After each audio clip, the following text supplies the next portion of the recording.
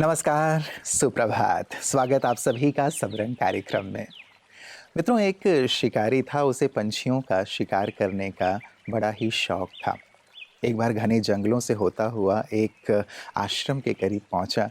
उसने देखा कि वहां एक संत दाना खिला रहे हैं पक्षियों को और बहुत सारे पक्षी, कोई सिर पर, कोई कंधे पे, कोई हाथ पे, आसपास सभी मंडरा रहे हैं। बड़ा आश्चर्य हुआ शिकारी को। लगा कि अरे, ये तो बड़ा सहज सा काम हो जाएगा मेरे लिए, पंछियों का शिकार करना। क्यों ना मैं भी ऐसे ही संत के जाने के बाद इस स्थान पर खड़ा हो जाऊं। थोड़ी देर के बाद संत अंदर चले गए अपने आश्रम में। तो जो आंगन था वहां पे अब वो शिकारी जाकर के खड़ा हो गया। जैसे वहां खड़ा हुआ वैसे ही पंछी आकर के उसके सिर पर, कंधे पर, यहाँ वहां बैठने लगे। लेकिन आश्चर्य की बात कि शिकारी ने शिकार नहीं किया पंछियों का, बल्कि उसके मन में प्रेम भाव जागृत होने लगा। बहुत ही करुणा का भाव जागृत होने लगा। जानते हैं ऐसा क्यों? क्योंकि जिस स्थान पर वो संत प्रतिदिन खड़े होकर के प्रेम, करुणा पंछियों के लिए बरसाया करते थे, उस स्थान के वातावरण में ही प्रेम के प्रकंपन आ गए थे, जिसने कि उस शिकारी के मन को भी परिवर्तित कर दिया। उसके मन में भी प्रेम का भाव जागृत हो गया, शिकार का भाव दूर हो गया। बड़ा गहन मर्म है मित्रों। यदि हम भी अपने घर में प्यार, शांति, खुशी का वातावरण बना दें, तो जो भी लोग वहाँ आएँगे वैसा ही सुंदर अनुभव करेंगे, उनके मन के भाव भी परिवर्तित हो जाएँगे। तो क्यों ना हम इसकी शुरुआत अपने घर से, अपने दफ्तर से, उन सभी स्थानों से करें जहाँ पे हम रहते हैं, जहाँ हम होंगे और प्रतिदिन प्रेम, करुणा, शांति, खुशी फैलाएँगे। वहाँ आने वाला हर व्यक्ति किसी भी भाव से आए, उसके मन में भी प्रेम, करुणा के भाव ही जागृत होंगे। आइए एक अच्छी शुरुआत हम करते हैं अपने जीवन में, और इस शुरुआत के साथ चलते हैं आज के सुभाग्य की ओर।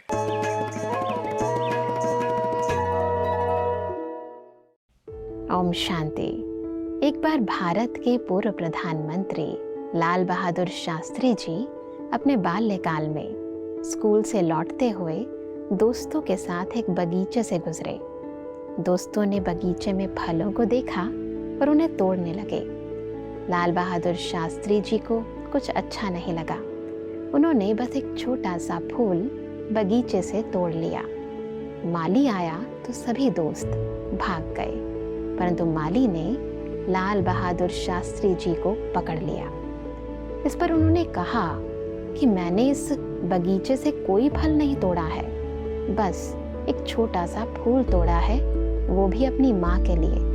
इस पर माली ने लाल बहादुर शास्त्री जी को एक जोरदार थप्पड़ मारा और कहा कि जीवन में कोई भी ऐसा कार्य मत करना जिससे तुम्हारी माँ को नीचे दिखना पड़े। कुछ सालों के बाद जब लाल बहादुर शास्त्री जी देश के रेलवे मिनिस्टर बने, तो एक बार इलाहाबाद में एक भीड़ में उन्होंने एक बुजुर्ग को देखा। उन्होंने बुजुर्ग को पास बुलाया, उनके पांव छुए और उन्हें कहा कि मैं आज भी आपका थप्पड़ और आपकी सीख नहीं भूला हूँ। आज भी मैं उस सीख को अमल में लाता हूँ। इसलिए सीखते रहिए, क्योंकि जिंदगी में हर एक शख्स, हर एक घटना आपको कुछ सिखा रही है। ओम शांति। मित्रों, कहते हैं जीवन है अनमोल, इसमें स्वास्थ्य का है सबसे बड़ा रोल।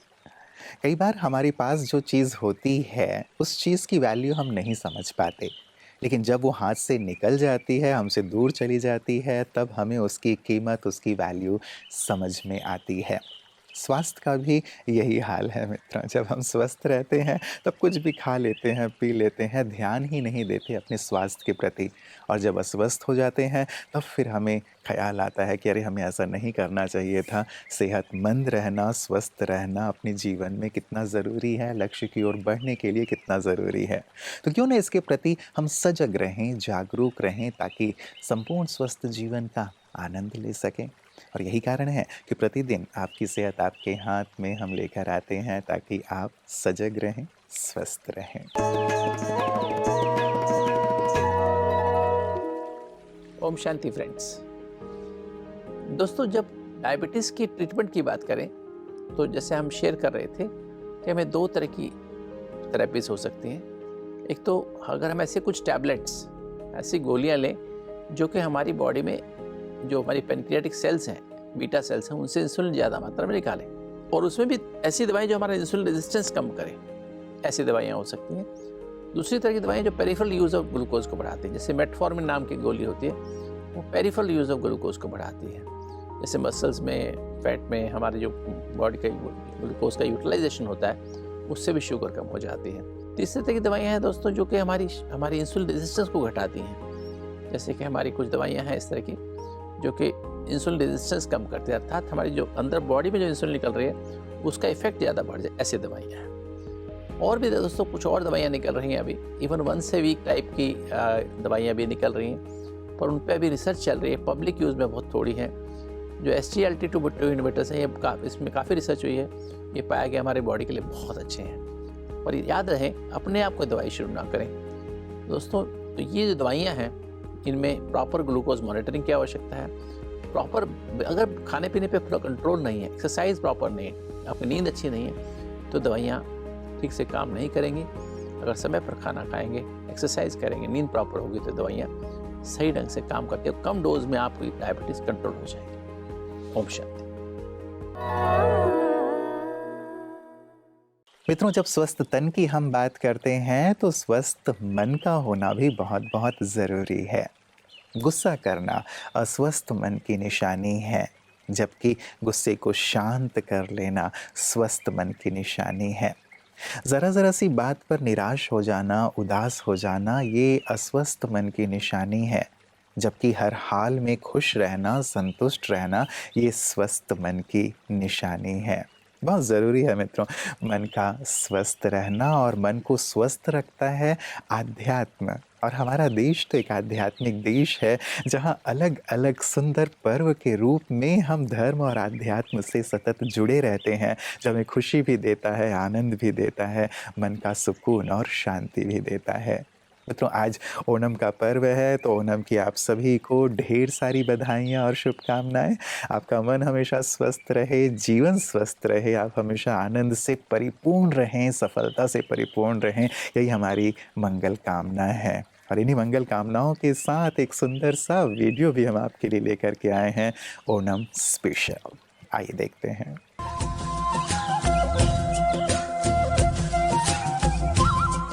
ऐतिहासिक दृष्टि से देखें तो राजा महाबली केरल के महानतम शासकों में से एक थे। एक दिन देवताओं के साथ एक साजिश के अनुसार भगवान विष्णु ने वामन का रूप धारण करके राजा के पास गए और एक भूमि का टुकड़ा मांगा, जहां वह अपने 3 कदम रख सके। राजा सहमत हो गया, लेकिन फिर विष्णु आकार में बड़े हो गए और केवल 2 चरणों में अपनी सारी भूमि को माप लिया। जब भगवान विष्णु ने पूछा कि उन्हें अपना तीसरा कदम कहाँ रखना चाहिए, तो महाबली ने कहा कि भगवान अपना तीसरा पैर उनके सिर पर रख सकते हैं। राजा महाबली की भक्ति से भगवान विष्णु काफी प्रभावित हुए और उन्होंने अपने सिर पर कदम रखते हुए उन्हें धरती के नीचे भेजकर ये वरदान भी दिया कि महाबली साल में एक बार उनके राज्य का दौरा कर सकेंगे। इसलिए केरल के लोग हर साल ओणम के दिन राजा महाबली की घर वापसी का जश्न मनाते हैं। ओणम के बारे में बात करते समय सबसे पहले पूक्कलम के नाम से जाने जाने वाले फूलों की क्यारियां और फूलों की सजावट सबसे पहले दिमाग में आती है।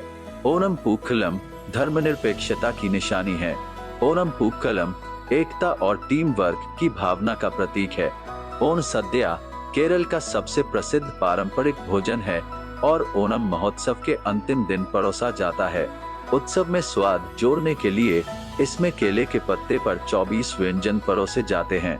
ओणम के अवसर पर पूरे राज्य में समारोह और सांस्कृतिक कार्यक्रम आयोजित किए जाते हैं, जिनमें से प्रमुख हैं वल्लमकली यानी स्नेक बोट रेस और पुलिकली यानी बाघों का खेल। आध्यात्मिक महत्व की अगर बात करें तो ओणम हमें उस समय की याद दिलाता है जब हर जगह समृद्धि थी। ये स्पष्ट रूप से दर्शाता है कि समय की चक्रीय गति में ओणम हमें आशा से भर देता है कि अच्छा समय आ रहा है और हम फिर से समृद्धि की दिशा में काम कर सकते हैं।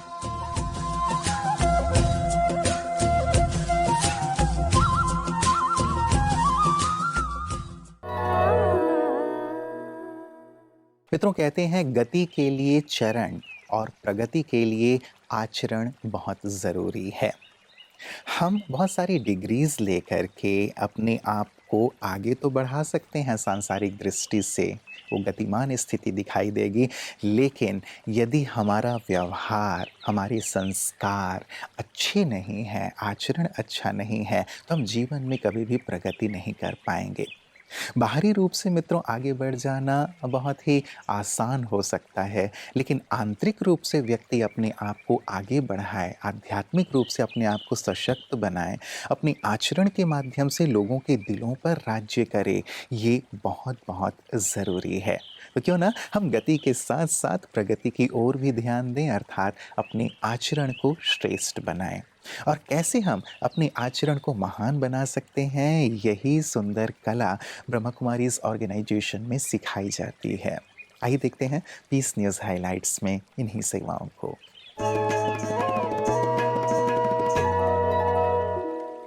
ब्रह्मा कुमारीज रक्षाबंधन का त्योहार पूरे भारत देश में मनाती है और इसी उपलक्ष्य में हरियाणा के सोनीपत में स्थित मुरथल के ब्रह्मा कुमारीज विश्व कल्याण सरोवर में रक्षाबंधन का पर्व मनाया गया, जिसमें माउंट आबू से पधारे ब्रह्मा कुमारीज संस्था के अतिरिक्त महासचिव आदरणीय ब्रह्मा कुमार बृजमोहन भाईजी मुख्य रूप से उपस्थित रहे। पुष्पगुच्छों से सेवा केंद्र पर भाईजी का स्वागत किया गया।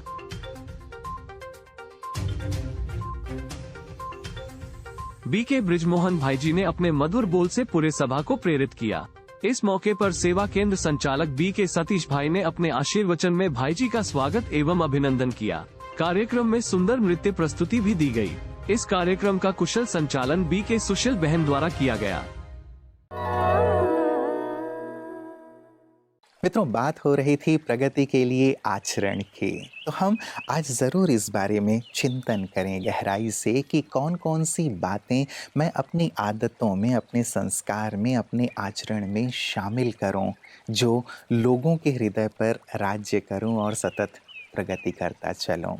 बहुत सारे ऐसे गुण हैं, बहुत सारे ऐसे संस्कार हैं, आदतें हैं, जैसे औरों को अप्रिशिएट करना, औरों को सहयोग देना, औरों की अच्छी बातों में उन्हें मदद प्रदान करना, साथ ही किसी भी हाल में संतुष्ट रहना, प्रसन्न रहना, हल्के रहना, छोटी बात को बड़ी ना करना बल्कि बड़ी से बड़ी बात को भी छोटा कर देना, औरों को माफ़ करके आगे बढ़ जाना, चीज़ों को पकड़ कर नहीं रखना लेकिन छोड़कर हमेशा ही आगे से आगे की सोचना, ये सारी ऐसी अच्छी आदतें और संस्कार हैं जो यदि हमारे आचरण में हैं तो सचमुच जीवन प्रगति की ओर बढ़ता चलता है। तो मित्रों, आज और प्रतिदिन हम ये संकल्प ज़रूर रखें कि कोई ना कोई एक अच्छी बात जो मुझे प्रगति की ओर ले चलने वाली है, मैं अपने जीवन में अवश्य धारण करूँगा। आज किसे धारण करेंगे, उस पर आप विचार कीजिएगा। कल पुनः इसी वक्त आप सबसे मुलाकात होगी। नमस्कार। ओम शांति। जीवन के